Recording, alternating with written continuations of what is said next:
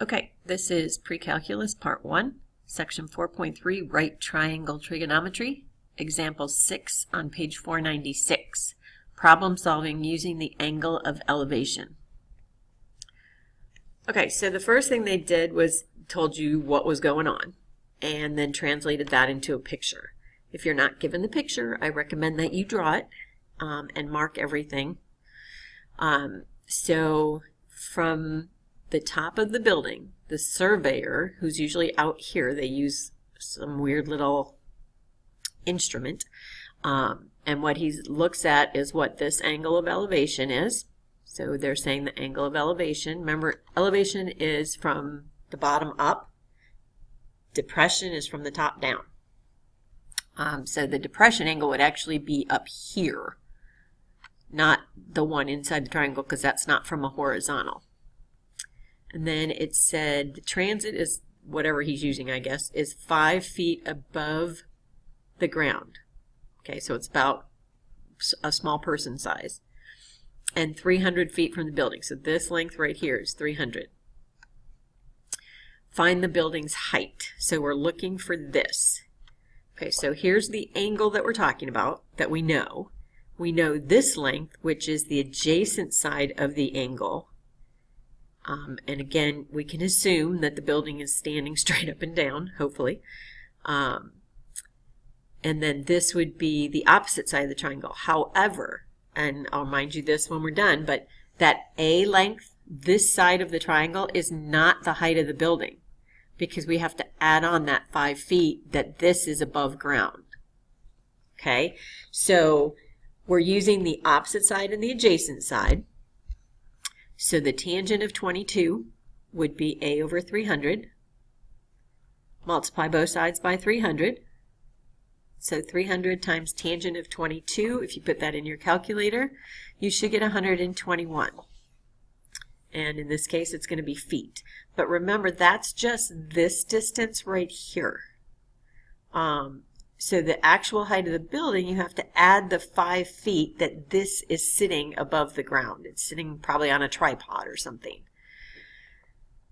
So you're not quite done. You have to remember to go back and add in that 5 feet. So our 121 plus the 5 means that the building is about 126 feet tall. And I'm going to assume that this 121 is rounded. Okay.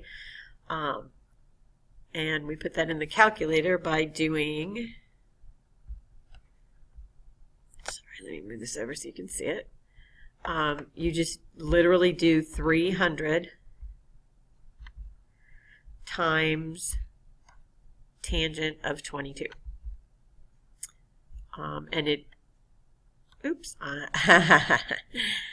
first thing you should always do is check your mode. I am in radians, oops. And I need to be in degrees. So that was a good reminder. I have to be in degrees. So just go, if you have to change it, go up to mode and make sure that degrees is highlighted. And we have to use degrees because that's what they gave us in the problem, unless we do a conversion. Oops. So 300, try that again.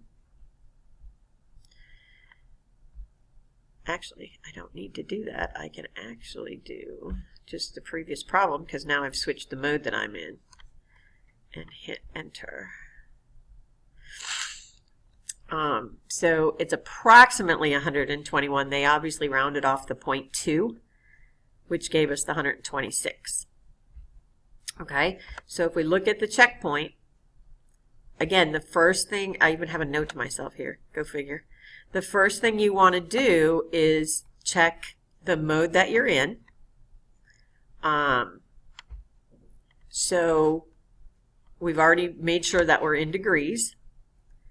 This one does not have that 5 feet that has to be added on thing. It's literally measuring the distances. So it tells you that the distance across the lake is unknown.